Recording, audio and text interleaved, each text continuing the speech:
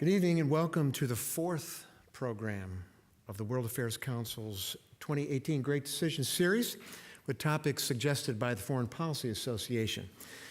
I'm Michael Van Dennen, the Executive Director of the World Affairs Council of Western Michigan, and our mission is to equip the people of West Michigan with information to engage thoughtfully in the world.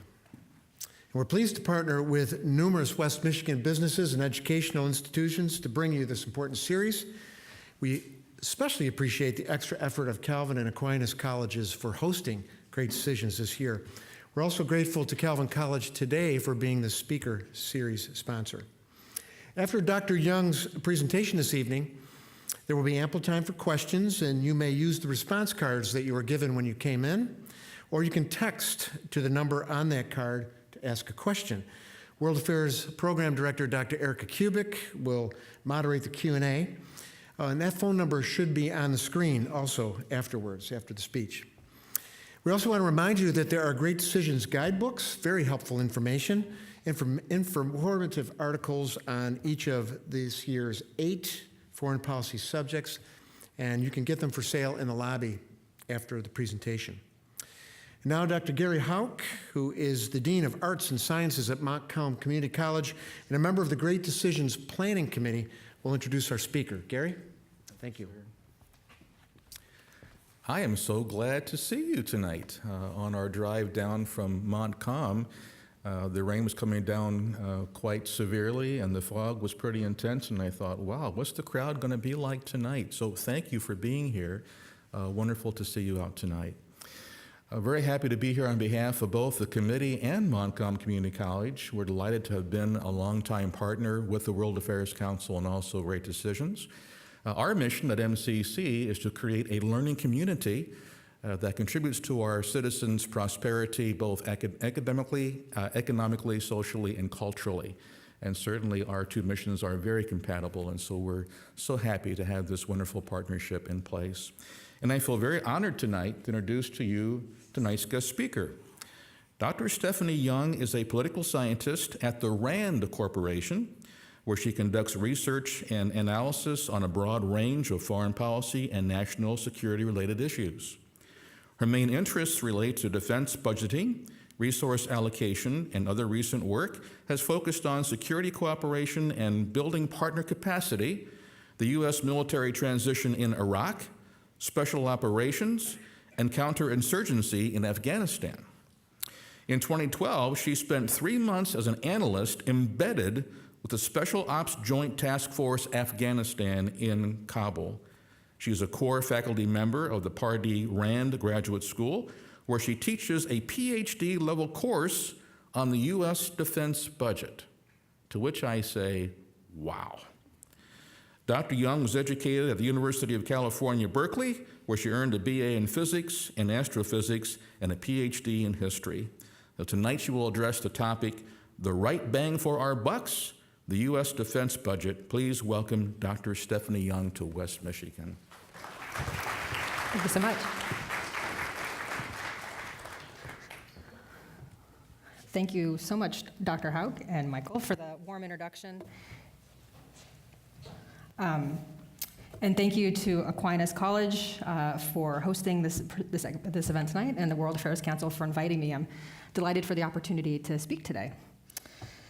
Before I get started, I just wanted to say a few words about the RAND Corporation, where I work. RAND is a nonpartisan, not-for-profit research institution that informs government decision-making through research and analysis. We usually do studies and analysis for federal government sponsors. It's about 75% of our work.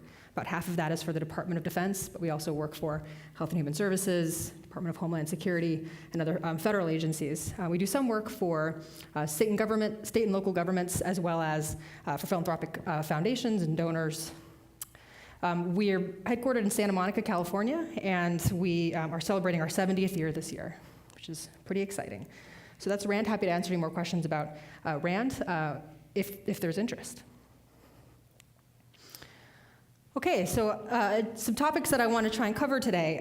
So first I want to try and make the case that budgets are interesting, important, and a really compelling way to try and understand the national priorities and our political environment. Then I want to show you some numbers, not too many, I promise, but just enough to provide us some context for the discussion. And then I want to take two looks at our current moment and the decisions facing our senior leaders today. First, I want to look at the defense budget in the context of American politics, and then I want to look at the defense budget in the context of international security. So why study budgets? So first, I wanted to caveat, I guess, a bit that I'll be using the term budget a little broadly and a little incorrectly to refer both to the document that the president usually delivers to Congress in February of a given year that lays out what he would like to spend in that year. I'll also use the term budgets, again, somewhat incorrectly, to refer to overall spending levels, the amount of money that Congress appropriates in a given year. Hopefully the difference will be clear from context, but please ask questions if there's any confusion. But I'll be using the term in the first sense now to talk about these documents that are the budgets that have been released by the current Trump administration for fiscal year 18 and fiscal year 19. I wonder if this is... Oh, there we go. Okay, so a couple of ways I want you to think about budgets. The first, the budget is a statement of the president's priorities. When he delivers this to Congress, he says, this is my for what our priorities should be and how we're going to allocate national resources to match them. So the title of these documents, the 2018, we see the title is A New Foundation for American Greatness, very much reflecting the language of the incoming administration's political campaign. And this budget that was just released last week is called Efficient, Effective, Accountable, an American Budget. So these are both very much about messaging the way the president wants to communicate what his vision for the year. However, budgets are also about trying to affect outcomes. So you're not just commuting aspirationally what he intends to accomplish in a year. He's also trying to those outcomes by establishing some set of expectations. That is for a congressional audience, but also certainly for the American public, perhaps also for adversaries who are looking at how the Defense Department is spending its money. So an example of budget as a tool for affecting outcomes might be these budgets, as did the last several Obama administration budgets, for example, requested defense spending that exceeded congressionally mandated caps. So they exceeded what Congress says you're allowed to spend on defense in a given year. So in doing that, and saying we want to spend this amount of money, the expectation being communicated to Congress is we expect you to find a legislative fix. We would like you to find a way to raise the spending caps to accommodate these spending levels. So by communicating that, he's trying to affect outcomes. And in that negotiation, I also want to emphasize the budget as a basis for relationships between the executive and Congress, which ultimately have the power of the purse. So all of this is to say that budgets are political things. They're political statements. They're tools for affecting political outcomes, and they should be understood in that way. So in the spirit of thinking about budgets as political things, I want to talk about what's sometimes called the two worlds of military policy. This is taken from a book that Samuel Huntington, a political scientist, wrote in the 1960s. And he talks about military policy, in this case, I'll talk about the defense budget, as really being at the intersection of international security. So what are the international threats? What are we going to buy to try and address, deter those emerging threats? But also the domestic politics. So what are the social, political, economic institutions in the United States that make that military action possible? So understanding the budget in both of these worlds is really important. So for example, in recent years, we've seen the defense budget being discussed as central to conversations about reducing the national deficit, or about American resolve encountering dangerous threats, or about just what the balance between defense and non-defense spending says about what America aspires to be. So these are important issues that get at both domestic politics and our ability to project power overseas. So I next want to turn to talking a little bit about numbers. So this is the defense budget. This is how much Congress provided in budget authority to the Department of Defense going back to 1948. The 2018 value indicated here is what the president requested in that year. As you're perhaps aware, we still don't have a 2018 defense appropriation, even though the year is half over. So that's what he asked for. And I just wanted to highlight with some milestones, some key events that help you understand some of these peaks and troughs. We have the Korean War, the Vietnam War, President into office with a plan to significantly increase defense spending, and indeed he does. We have the end of the Cold War, and then we have what is a very large budget growth after September 11th. And I wanted to just make a couple of observations about this. We could talk about this for a long time, but a couple of things. First, until relatively recently, so I guess first, this is inflation-adjusted numbers. So these are real constant dollars. And in real constant dollars, there hasn't really been long-term budget growth in the Defense Department. So it's sort of grown when we've had major operations and fallen and those operations. And the peaks and troughs are pretty similar in magnitude. But I say until recently because the recent growth has actually been very large by historical norms. It's about 20% higher than we spent in Korea, which was the previous peak. So our peak is higher now, but also there might be some indication that our trough is not going to be what it was before. So the budget did start to fall after 2010. Some context for this, the U.S. Was drawing down in Iraq, planning to draw down in Afghanistan, lots of interest in deficit reduction. So the budget starts to fall, but it also rebounds well before we're at what would be a historical trough to do so. So by 2015, renewed interest in, for example, European security with Russian activities in Ukraine. Things are not, I think the situation is getting more challenging in Afghanistan. We're not drawing down as quickly as we anticipated. The rise of ISIS is a threat. So we do have a rebound in overall budget decline. So I think it's sort of TBD where this will go going forward. But we might be headed towards a period of a new normal, which is higher than it had been historically in terms of spending. So this chart is the same overall information. It's showing the budget authority back to the 1970s. This is a chart compiled by Todd Harrison of the Strategic and International Studies, Center for Strategic International Studies. And it's showing it's breaking down that data in an important way. So it has blue bars, which we call the DoD base budget. This is spending that the Department of Defense says it would spend whether there was a war or not. This is our base spending. This is to do day-to-day operations that are not war-related. The red bars are what we call overseas contingency operations, or OCO budget. And this is, by definition, supposed to be war-related. These are, the costs of operating and maintaining troops overseas, buying war-related equipment. And at its peak, we were spending hundreds of billions of dollars on the war. But it's also, I think, important to note that growth in the base budget was significant in this period. So it's not that all of the growth in defense spending since September 11th has been attributed to wars in Iraq and Afghanistan or other counterterrorism operations. We were doing something else that was more expensive as well.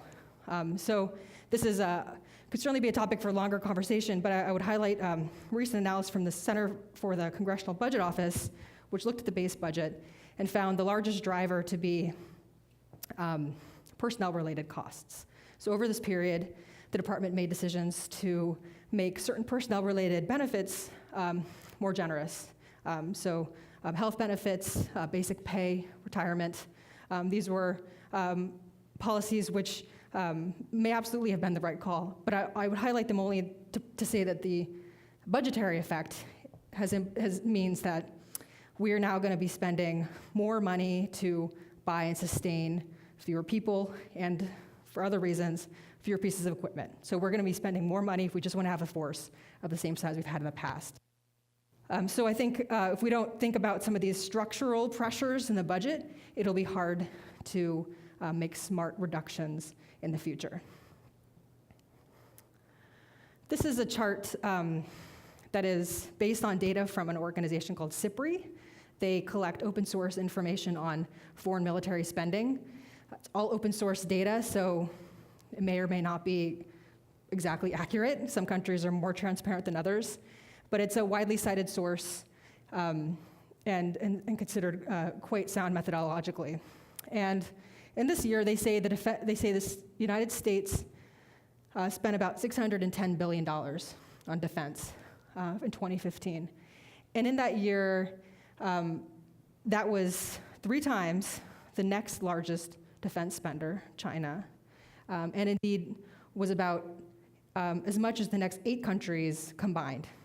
So the US spends a lot more on defense than other countries do. And this includes both adversaries or potential adversaries like China or Russia, but also a lot of our allies like the UK or France or Germany.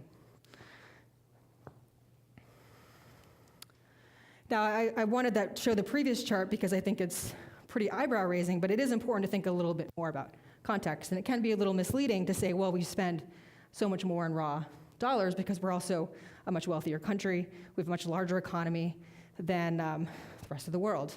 So by defense spending by percent GDP, which is a commonly used metric, the US looks like much less of an outlier. So we're about we're number 26 on this list. We spend about 3%, a little more than 3% of our GDP on defense.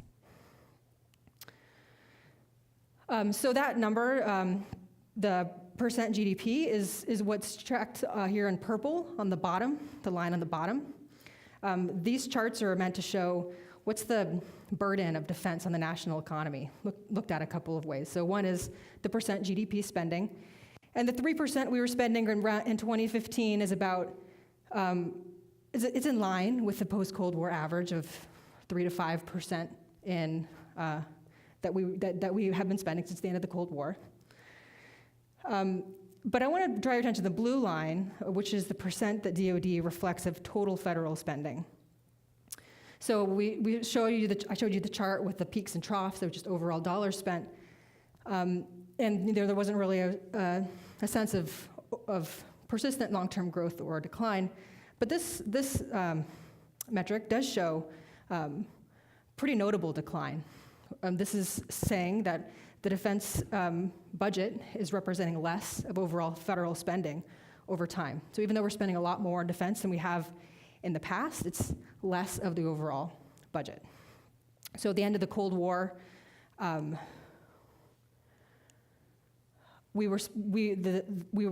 budget was maybe 25% of federal spending. Now it's about 15%. So now less of our overall federal spending goes towards defense.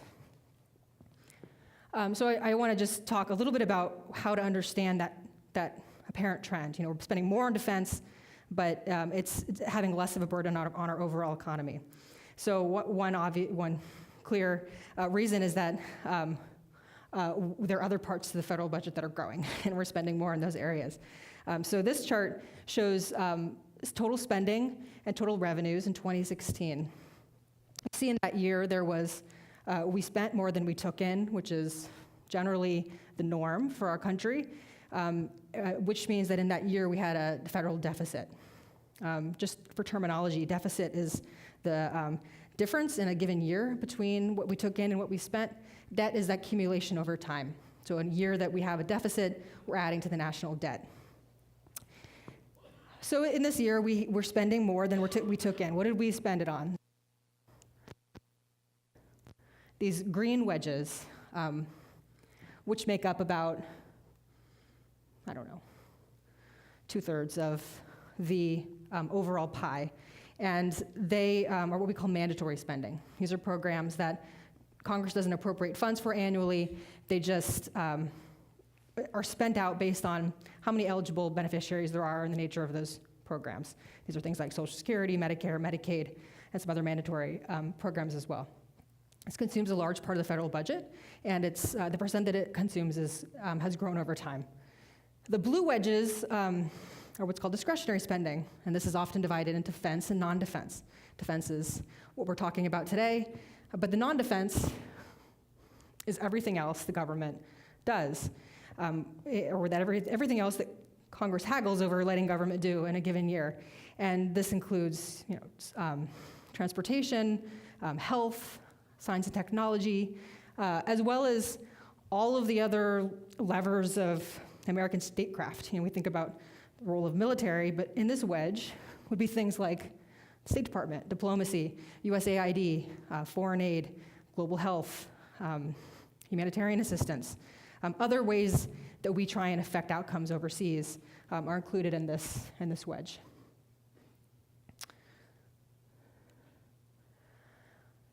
Okay, so I wanted to talk a little bit about a topic. Actually, let me pause and have one summary comment. So what I showed you of defense budgets are an indication of how different the story that people tell about budgets can look based on what data you're particularly looking at. This is all, so the charts that show overall spending being high, spending compared to other countries being high, are often cited as, Defense Department has plenty of money. The idea of increasing defense budgets is foolish when we're spending so much more than we have historically and so much more than any peers. But the other charts, the ones that show relatively modest percent GDP, as well as a declining share of the overall federal budget, are often cited by people to say that our priorities have gotten out of whack. We need to rebalance, we need to spend more on defense. So these are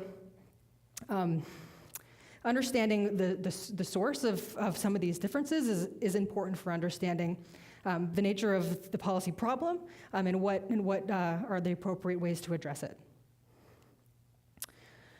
So I want to talk a little bit about domestic politics. The defense budget is obviously something that's been in the news a lot in the last several weeks. And I want to talk particularly about deficit reduction. If you go back to 2011, there was a political moment where there were a lot of new politically active groups, Tea Party activists, who were sort of singularly focused on deficit reduction. They thought the amount of government spending was gotten out of hand. We need to find a way to rein it in. Came into elected office in high numbers. This became a major national priority. So in 2011, Congress passed and President Obama signed the Budget Control Act, which included a variety of measures aimed at forcing the government to spend less in those blue wedges, the discretionary budget. And the mechanism by which they did so was they established these caps on discretionary spending out for the next 10 years or so and said, defense, non-defense, you have to live within these limits or else we're going to take the money from you. It's going to be sequestered. So this is saying you cannot spend more than this. We're going to achieve deficit reduction through this means. So this is the Budget Control Act. This is a complicated chart, also from Todd Harrison at the Center for Strategic International Studies, that I don't want to talk to a lot of, but I do want to highlight this original BCA Budget Caps. This dotted line shows what was in the original legislation. It says your Defense Department can't spend more than this, is what the law said. And then we have this the black line that shows what's called actual spending in these years. And it shows 2013, 2014, 2015, 2016, these are all exceeding what was in the original legislation. So there's a delta between what was in the law and what we're actually spending. So I want to talk a little about why that is, or how that could be. So in these years, Congress decided to pass bipartisan budget acts, which increased the spending caps. So They said, we don't like working within these spending caps, restrains our choices, we're going to increase them, which is clearly not in the spirit of that law. But that is what happened in 2013, 2015, and then just earlier this month, Congress passed the Bipartisan Budget Act for the next 2 years that allows them to spend significantly more than was required in this law. And this is from the New York Times, but this is a graphic that shows how much the government exceeded those caps in these years. So for this first Bipartisan Budget Act and the second Bipartisan Budget Act, they're spending $30 billion or so above the limits, and defense and non-defense are equal. Here, the 2-year deal that was reached a few weeks ago far exceeds how much the previous caps had been allowed to exceed the original law. So this would be, if Congress indeed sends appropriation bills that are at these levels, and the defense side at least suggests that the president will, and Congress will appropriate it, this would be a significant increase on both the defense and non-defense discretionary side. One way to look at this is, without additional action, if there was a conversation about whether to prioritize deficit reduction or to prioritize spending for things like defense or for all those non-defense priorities, the folks advocating additional spending have won that argument. There's not the same appetite for deficit reduction that there was back in 2010, 2011. Now, of course, someone could make a decision to take action on the mandatory spending side, but it seems somewhat less likely. So we're probably looking at a period of much larger defense and non-defense spending, larger annual deficits, and a larger national debt. In the president's most recent budget, he, projecting out 10 years, predicts that there'll be continue to be deficits. In 2019, I think it was about 4.4 trillion or so in spending. So there'd be a deficit of about 1 trillion. And he said that the national debt would reach about 20 trillion. Does that make sense? Yeah. So the president, by his own economic projections, is saying that we will continue to have situations of deficits and debt going forward. So I wanted to turn a bit and talk about international security. I mean, I think there's a lot to say about the way the budget affects domestic politics, the way it fits into particular governing ideologies, the way it requires certain trade-offs between different political constituencies. But of course, at the end of the day, it's also about projecting American power, buying things that allow us to be more safe. So I want to talk about strategy. There's a point that I would want to emphasize is that senior leaders should have a strategy to guide their investments in national security. So the budget should not be sort of thought of as an end unto itself, but rather a means towards achieving some kind of national security objectives. And that is what I'm calling a strategy. So I have sort of dry language here from the Department of Defense. It says a strategy is a prudent idea or set of ideas for employing the instruments of national power in a synchronized, integrated fashion. But I also have a quote from a famous nuclear strategist and RAND analyst named Bernard Brodie, who said back in the 60s that, fine, that's a strategy, but strategy wears a dollar sign. So there is no strategy that is not also considered alongside the cost of implementing it, nor is there a cost that's worth bearing without a sense of what you're getting for it. So you must always consider strategy and cost together. And that is what would be essential for identifying appropriate levels of defense spending. It's also pretty difficult to implement. We can talk about why it's hard, but the idea that resourcing should guide strategic choices is an important one to emphasize. So this administration has released a couple of strategic documents that indicate where it says it wants to prioritize its spending. The first is a national security strategy released in December. This is a document released by the president that talks about whole of government issues. So not just defense. So it talks about State Department, talks about trade, homeland security, all of the ways that the United States tries to guarantee its own national security. The National Defense Strategy is released by the Secretary of Defense, and it was released just last month. And this is the military component of that. So what's the military going to have to do to execute this strategy? I'll say these documents were released pretty early in this administration. They seem to really want to shape the department and defense in particular quite quickly in their new administration. So it's just some things I want to emphasize. So this document, this national security strategy particularly, does talk quite a bit about homeland defense, border security, trade and economic issues as being national security issues. But the defense strategy is quite notable for what it says is a shift from what the Department of Defense had previously prioritized to what it now wants to emphasize, which is great power competition. So near peer states, it talks about China or Russia, and it says we want to be able to address those threats. So it has a quote. It says, interstate strategic competition, not terrorism, is now the primary concern in U.S. national security. So we've been fighting these wars in Iraq and Afghanistan, post-September 11th, big emphasis on counterterrorism. We don't want to do that anymore. We want to focus on great power competition. And it also says, while we've been fighting these wars, we haven't been making the appropriate investments in new capabilities, new systems to operate in the kinds of environments where our near-peer rivals might challenge us.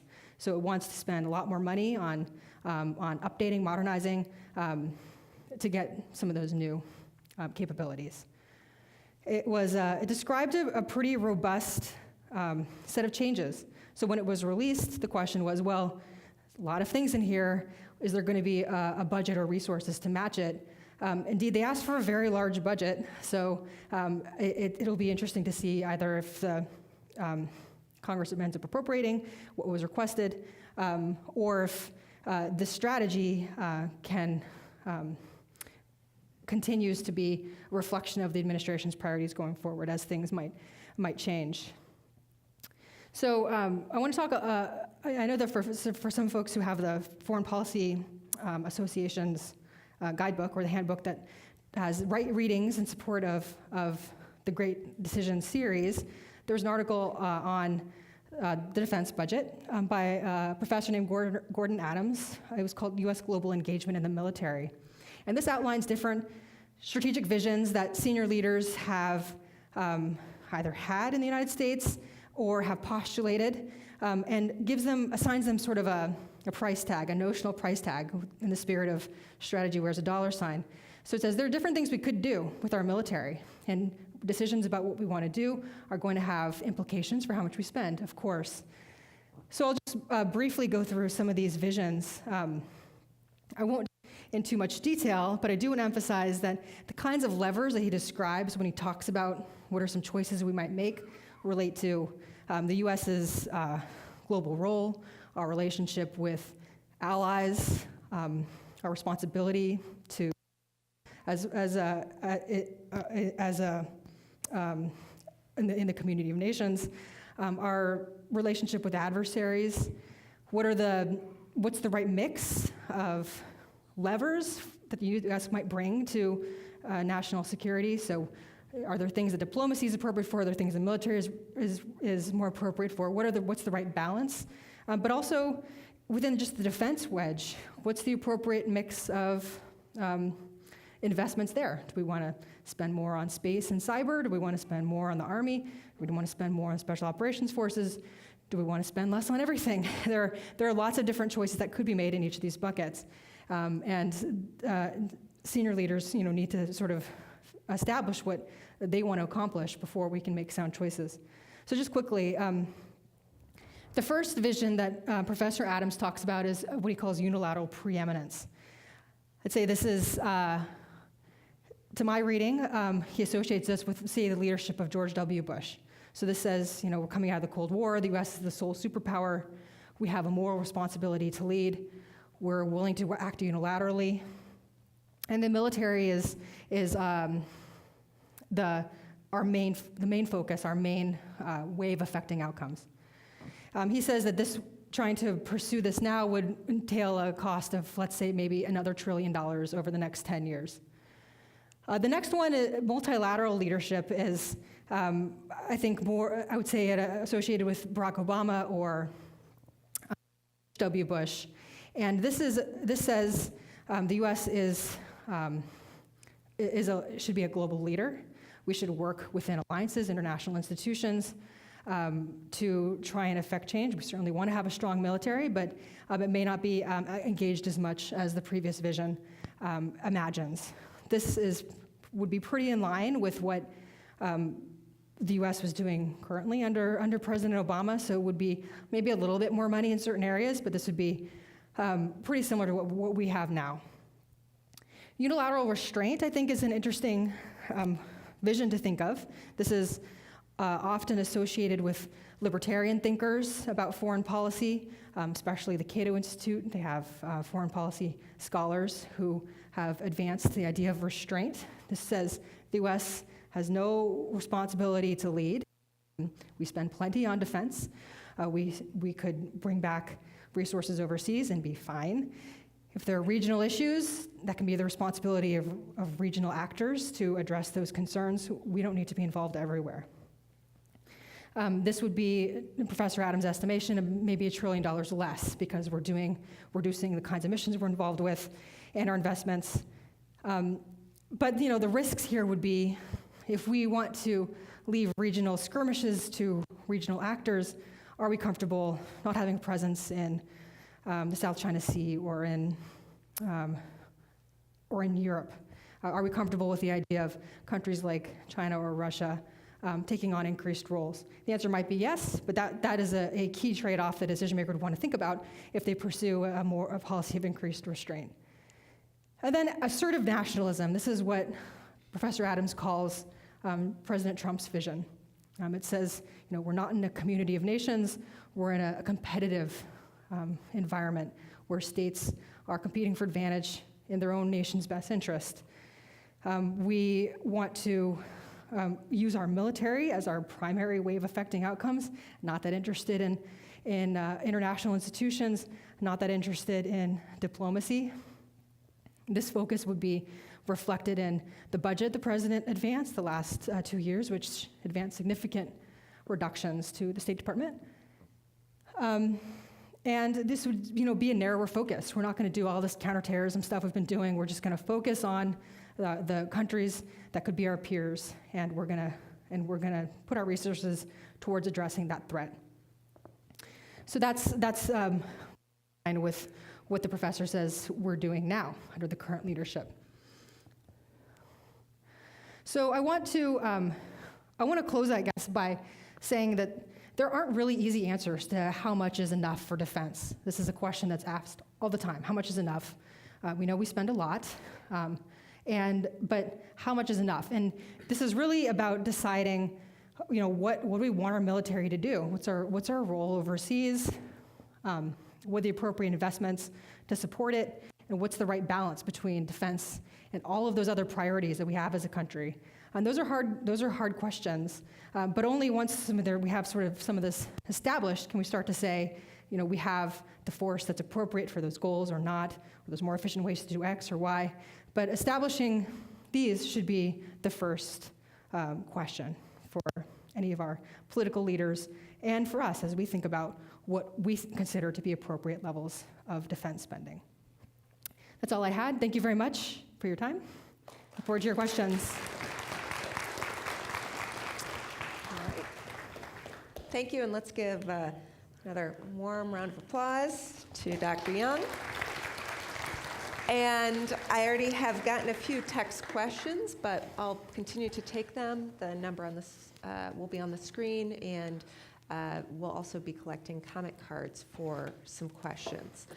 I have to ask, kind of as a first question, how much does executive strategy change to reflect reality?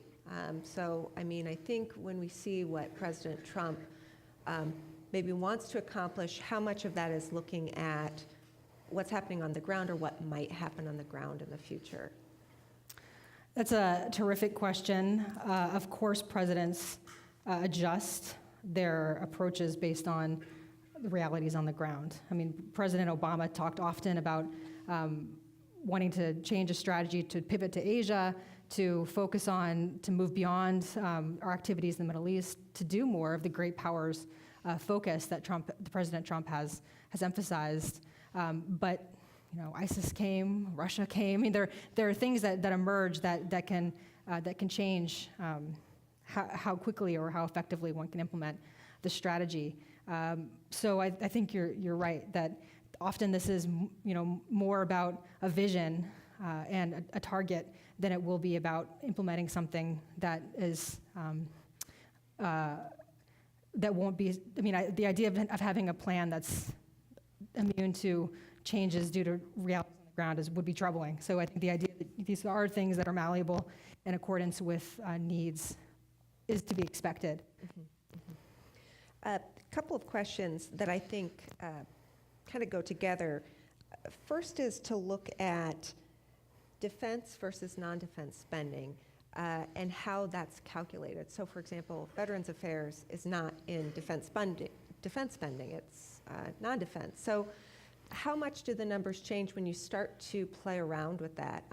And secondly, thinking about diplomacy, right? State Department, that's a much smaller fraction of what Department of Defense is. So in that way, are there other kind of diplomacy things that we're not thinking about here that we could when we look at defense spending? I love the question about categorizing these things. There's so much gamesmanship and important work that happens by just the categorization of these funds.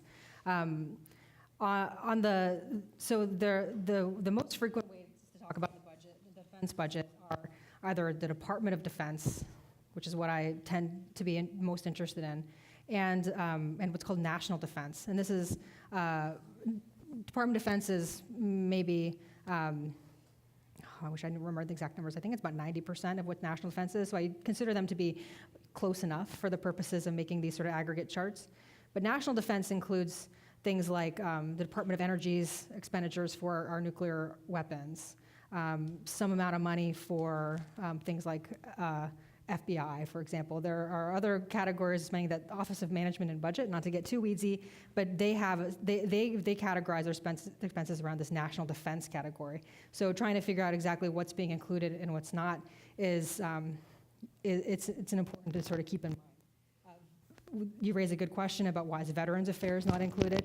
There are lots of other things that might meaningfully be associated with defense spending, but they aren't. So I think what's the appropriate category for saying what the overall defense burden is would be a good question to think about. I tend to be most focused on the Department of Defense because that's the resources that especially at RAND, that executive department controls. So we're most interested usually in how much money does the Air Force have, how much money does the Navy have at their disposal to do the kinds of things they want to do, not on these sort of larger national issues. But I think you're right that that would be a useful way to think about what our overall commitment is. Mm-hmm. Mm-hmm. And your second question on categorization? I'm thinking about diplomacy as related to defense, right? You can't go to war unless you know what's happening on the ground. But how does that, how much are we spending in diplomacy as opposed to war?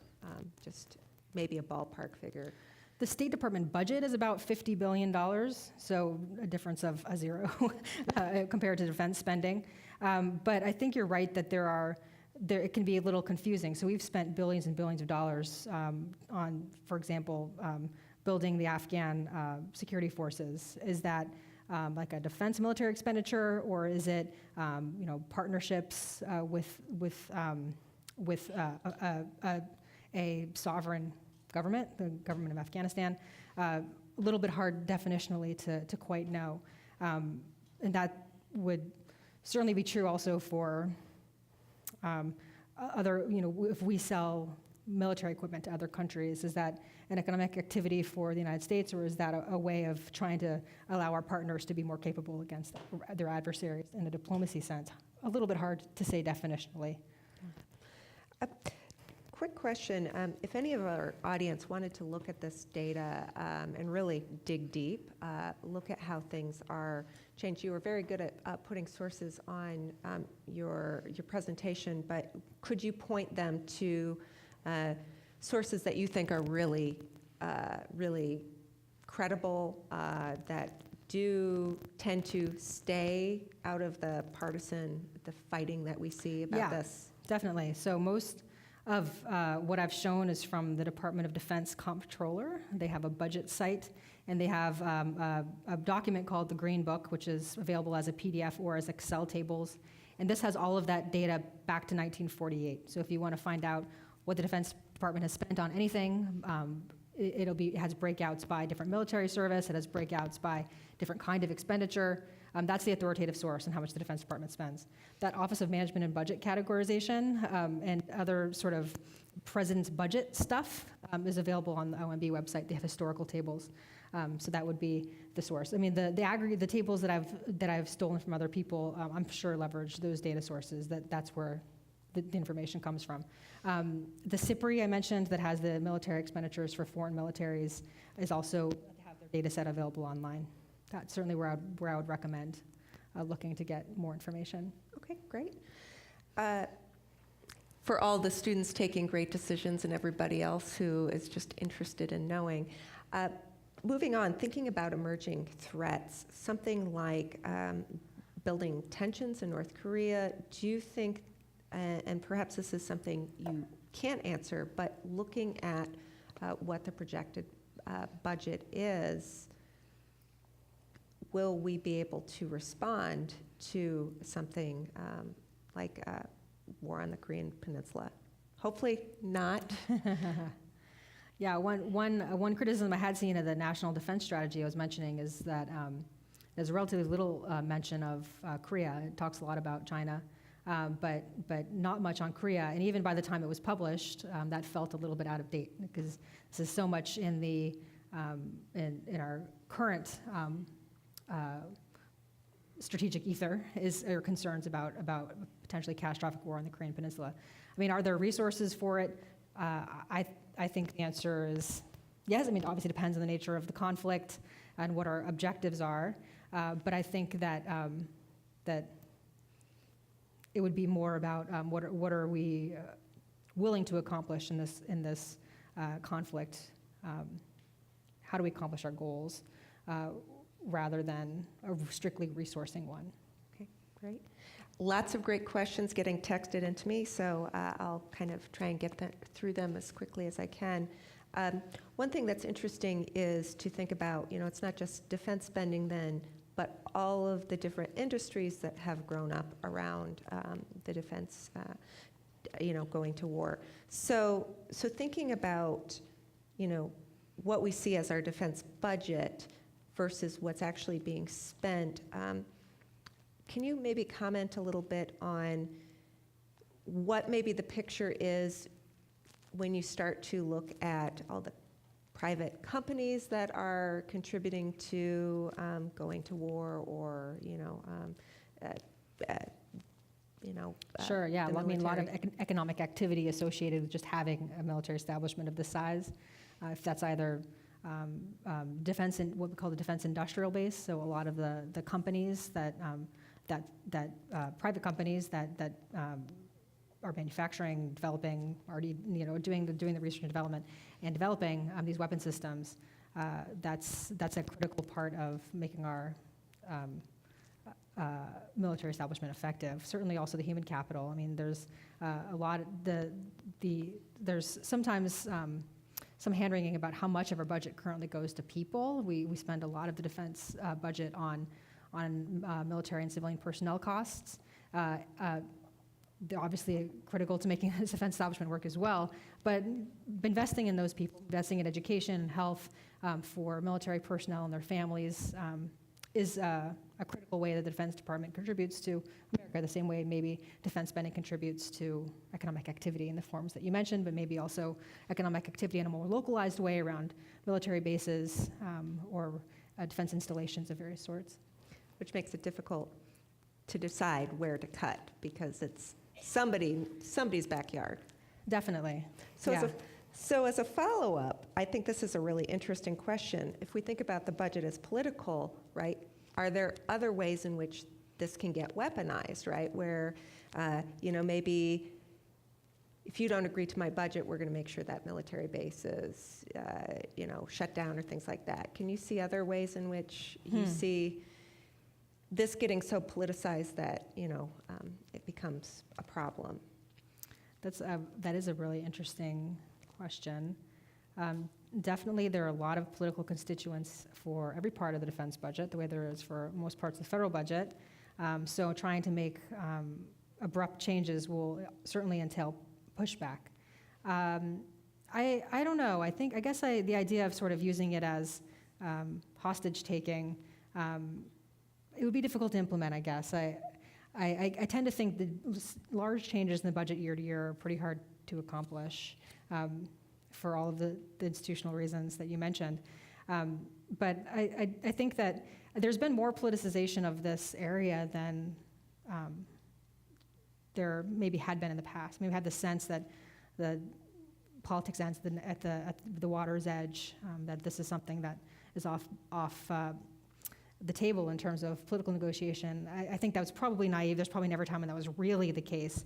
But it does seem like the willingness to, the budget, we could talk about continuing resolutions, government shutdowns. I mean, the budgetary dysfunction has certainly not been helpful for the defense establishment, nor for any part of the federal government. And there seems to have been increasing willingness to engage in those sorts of tactics. This is great. I've got a lot of questions. So thinking about just the difference between the strategies with President Obama and President Trump, you've highlighted both a little bit. But can you speak to maybe the big differences between them? Do you think that President Obama had a coherent strategy that then got translated into defense spending or not? And what do you think about President Trump's current strategy? I do think, Secretary Clinton talked about this idea, and as did President Obama, of course, talked about the idea of smart power, so not sort of traditionally what we think of as hard power, military, or soft power, diplomacy, but really thinking holistically about what's the appropriate tool for the problem at hand. And I think about, I was involved in a study I was very proud of at RAND on the ending the U.S. war in Iraq, so the final months of the U.S. military presence, at least for that period of time, in 2011. And so the final months of 2011. And there was a concerted effort. I mean, this was the U.S. military saying, we're handing over all of the responsibilities that we currently have for activities in Iraq. I mean, those were related to governance or security, economic development. Military was doing tons of stuff in Iraq. And we're going to hand these responsibilities over to somebody else, U.S. Embassy, government of Iraq. But there has to, if the Defense Department's going to spend less in Iraq because we're drawing down, maybe that should mean there's a commensurate increase in spending in State Department, for example, because it's going to be doing all these new things, unless there's just things we don't want to do anymore. That's legitimate as well. But Secretary of Defense at that time, Robert Gates, Secretary of State Hillary Clinton, did a lot of just joint congressional testimony describing, if we do less defense, we need to do more diplomacy, trying to think of these two as levers that are accomplishing the same goal. That seemed like very much a part of the way President Obama thought about all of the tools available to him. I think my sense is that President Trump thinks that the most effective tool in his toolkit is his military strength and wants to emphasize that. I think it's early in the administration to quite know what shape it's going to take or what the contours of that will look like. And certainly he's been requesting significant cuts to the State Department budget, as we discussed, but it wasn't implemented in 2018. It won't be implemented in 2019. I imagine. I don't think that those sorts of reductions will really happen. So maybe this is more about messaging a certain set of priorities or messaging about what he thinks is the right answer, knowing that that's not really going to happen. So it's a little bit early yet to say where the money will actually be spent under the current administration. But I would certainly say that he seems less interested in using other tools in the toolkit. Yeah. Kind of brings up a follow-up question. What are the roles of, say, generals or leadership in the military, as well as the President's cabinet in helping to create a coherent foreign policy strategy as it relates to the military? Well, that's really interesting. Certainly a lot of military and civilian leaders participate in reviews that lead to these sorts of documents. They're especially important in the first years of the administration. There are often one way of trying to identify what the resource requirements of different kind of strategies might be are, developing sort of planning scenarios. So let's say there's this kind of war in this part of the world, and then having the kind of military expertise say what are the resource requirements that are implied by that, and so the Department of Defense sort of stacks these different demand signals in ways that will allow them to say, if we want to execute the strategy, here's how much money we need to spend on it. So I do think that it's a department-wide review, and both civilian and military expertise would be important for it. Kind of thinking about this as well as the nature of conflict. So something like nation building, what to do after the war has ended. I think Iraq is a really great example of this, that you can't just leave, but then what does that cost and who gets stuck with the bill? So thinking about what the defense budget is like, how much would you say is really the engagement? How much would you consider is really maybe something that isn't war-related but more nation-building? Yeah, it gets blurry on the back end, doesn't it? At least it has recently, when the war ends and when combat operations end and when do the stability phase begin. It's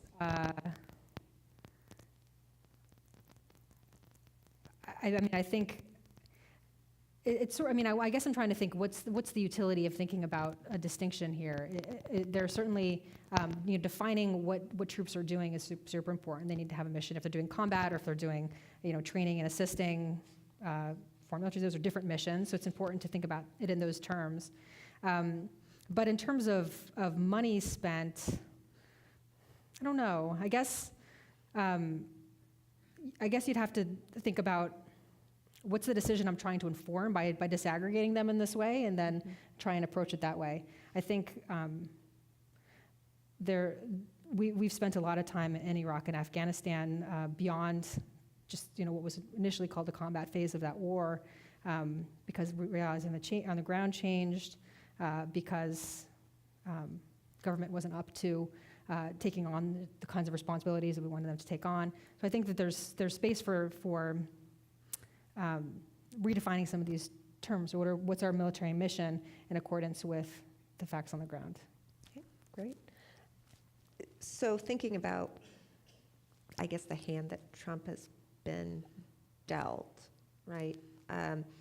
How much of what we're seeing in increasing spending, both under President Obama and now President Trump, how much of that is continued involvement in the Middle East? How much is anticipation of maybe emerging threats like the great powers, Russia, China? So the President Trump is requesting less of that OCO budget, that overseas contingency operations, which is what you'd expect if he says we're going to be doing relatively less in the Middle East and more elsewhere. So that would suggest that he wants to spend less. Although it is a little bit too early to quite tell how much and what kind of reinvestments in other areas will look like. But I think early indications are that he's working to de-emphasize our work in the Middle East.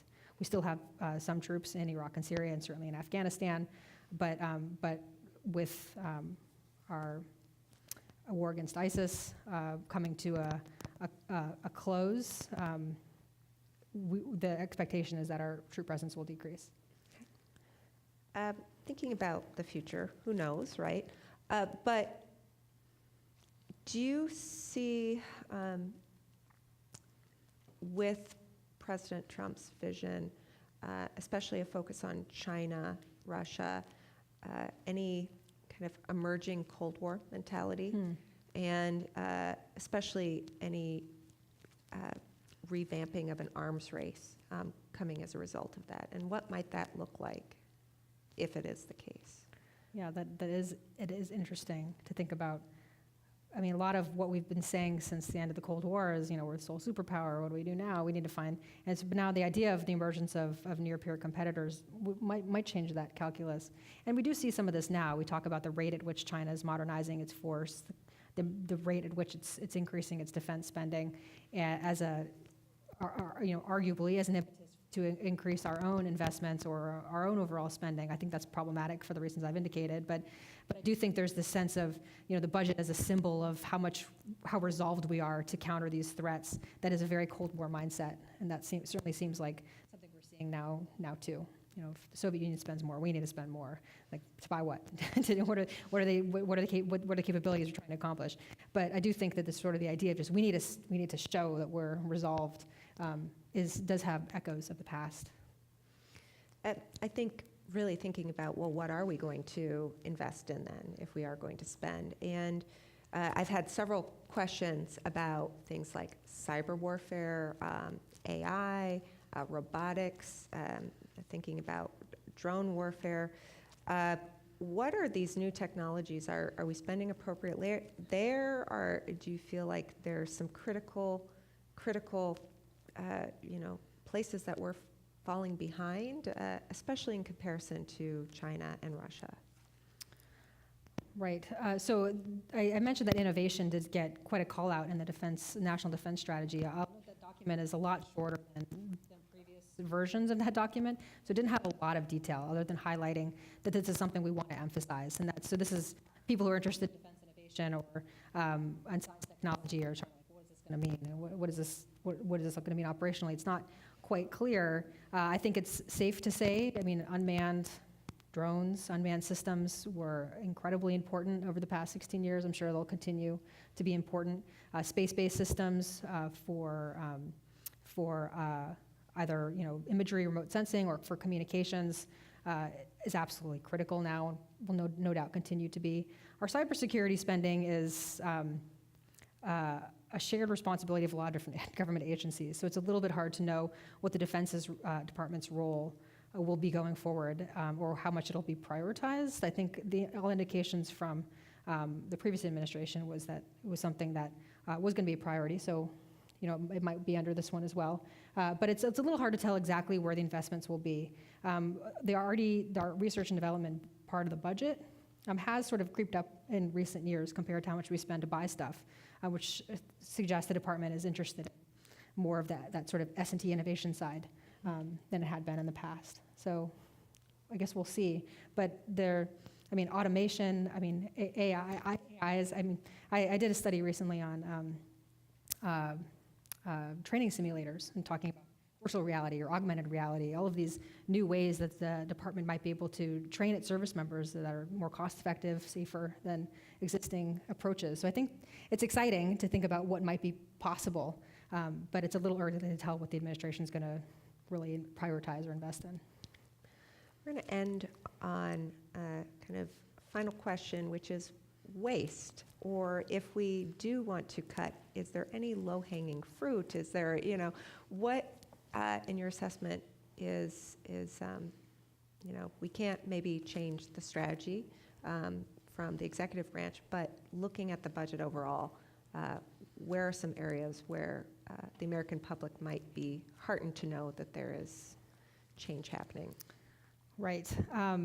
Waste, fraud, and abuse is often cited as a reason why the budget is large, and most administrations come in with some plan for reforming the system. This one hasn't yet, this is my knowledge, but the Obama administration made a big point of trying to reform the way we bought things, for example.